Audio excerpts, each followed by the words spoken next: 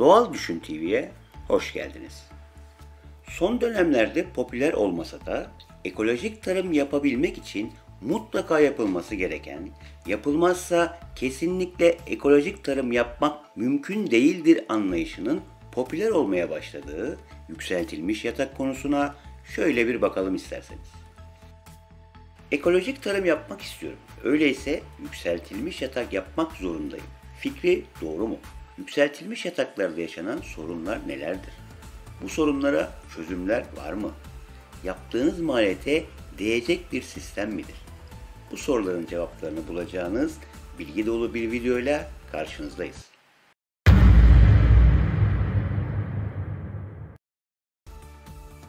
Birçoklarımız için yükseltilmiş bahçe yatakları bir can kurtaran gibi görünebilir.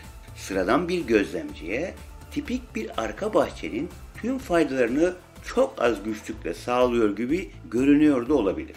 Ancak gerçek biraz daha karmaşıktır. Öncelikle şunu söyleyelim ve konuya devam edelim. Ekolojik tarım yapmak için yükseltilmiş yatak yapmak zorunda değilsiniz. Yapacağınız uygulamalar, kullanacağınız ürünler, doğaya yaklaşım şekliniz ve olaya bakış açınız önemli. Yükseltilmiş yatak yapıp sentetik gübre ve ilaç kullandıktan sonra ne anladım bu işten? Sebze yatağının dibine baskılı gazete kağıdı koyup da kimse bana ekolojik tarım yapıyorum demesin. Kendinizi kandırabilirsiniz ancak insanları kandırmaya hakkınız yok. Seyrettiğiniz görüntülerdeki durumu gerçekten anlamakta zorlanıyorum. Bir bilen varsa, anlayan varsa lütfen yorumlarda beni aydınlatsın. Canım toprağı kazıp üzerine yükseltilmiş bahçe yatağı yapmanın mantığı ne olabilir? Yükseltilmiş yatakta daha dar alanda daha çok üretim yapma şansı vardır. Ancak bunu düz toprakta da yapabilirsiniz. Olaya nasıl baktığınızla ilgili bir durumdur.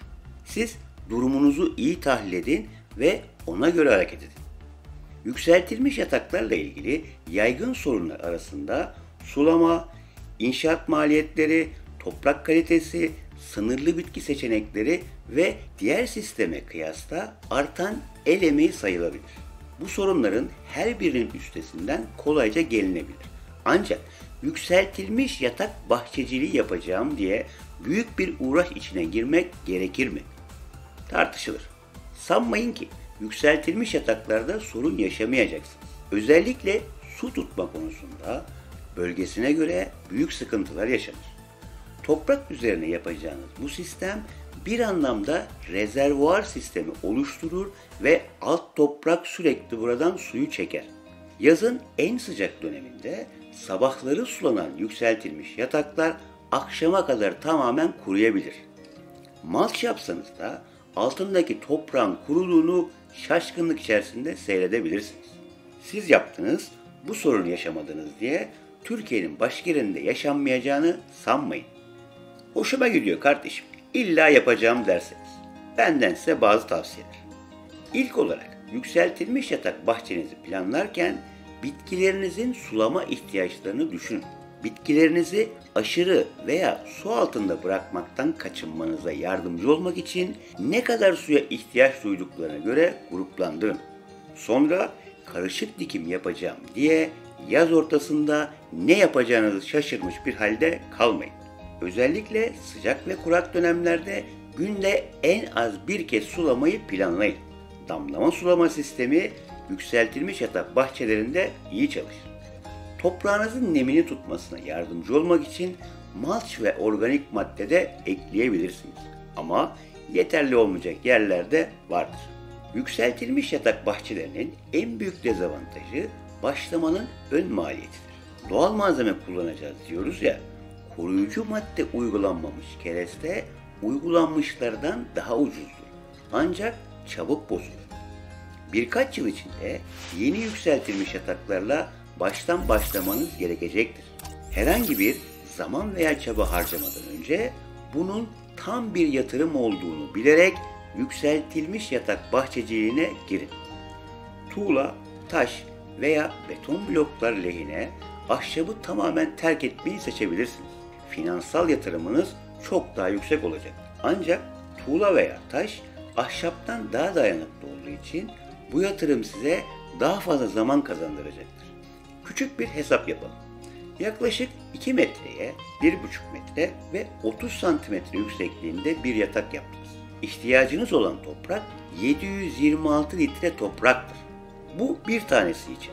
Peki çok sayıda yaparsanız ne olacak? Bu toprağı nereden bulacaksınız? Tamamen kompostla üretim yapmanın sakıncaları vardır. Mutlaka toprağa ihtiyaç var. Ne yapacaksınız? Yakında orman var, gider getiririm diye bir fikre kapılmayın. Ormandan toprak almak kanunsuz bir işlemdir ve daha önemlisi orman toprağının organizma yoğunluğu sizin bahçenize uymaz. Bir bakmışsınız sistem çökmüş. Sorunu başka yerde aramayın. Başka bir seçenekte turba, kompost, vermikülit, ağaç kabuğu, kum veya diğer malzemelerden kendi dikim karışımınızı yapmaktır. İhtiyacınız olacak malzemeler dikmeyi düşündüğünüz ürüne göre değişir. Her ürün her toprak karışımında iyi sonuç vermez. Bir de hügel kültür dediğimiz sistem var ki o da kendi açmazlarına sahip, mantıklı gelen ancak sorunları olan bir sistemdir. Yükseltilmiş yataklarda sınırlı sebze seçenekleri vardır. Tüm sebzelerin yükseltilmiş yatak bahçeciliği için uygun olmadığını göreceksiniz. Yukarıya doğru büyümelerini sağlamak için kafesler eklerseniz hıyar ve domateslerde başarılı olabilirsiniz. Ancak bu geniş açıdan düşündüğümüz zaman yükseltilmiş yataklarda pek işe yaramayabilir. Bu konuda ne yapabilirsiniz? Yükseltilmiş yatak sebzelerinizi stratejik olarak planlayın. Domates ve biber gibi daha büyük sıcak mevsim sebzelerinin arasına marul veya turp gibi küçük soğuk mevsim sebzeleri ekin. Domates ve biberler alana ihtiyaç duyduğunda marul ve turpları bu süreç içinde sökmüş olacaksınız. Sıra oluşturmak yerine birbirinden eşit uzaklıkta dikerek de alanınızı maksimize edebilirsiniz. Mevcut alanınızdan daha iyi şekilde yararlanmak için dairesel veya blok desenler vardır. Bu tablolardan yararlanabilirsiniz. Yatakları çok geniş yapmayın. Her tarafından rahatça en ortaya ulaşabileceğiniz boyutlarda yapın. Duvar kenarlarından uzak yatak yapın. Duvar çalışmanıza engel olmasın. Sonuç olarak yükseltilmiş yatak yapılması birçok durumda boşa zaman, emek ve para kaybıdır. Zorunlu haller vardır. Toprağınızda rehabilite edemeyeceğiniz bir kirlilik vardır. Hastalık vardır. Alanınız dardır. Zemininiz toprak değil de mesela betondur.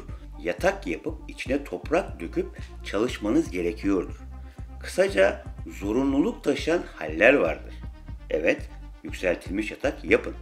Çok güzel bahçeniz varsa bırakın bahçeniz bu güzelliğini devam ettirsin. Bir düşünün bakalım. Doğa hiç yükseltilmiş yatak yapıyor mu? Hiç kimse doğadan daha iyi bir bahçıvan değildir.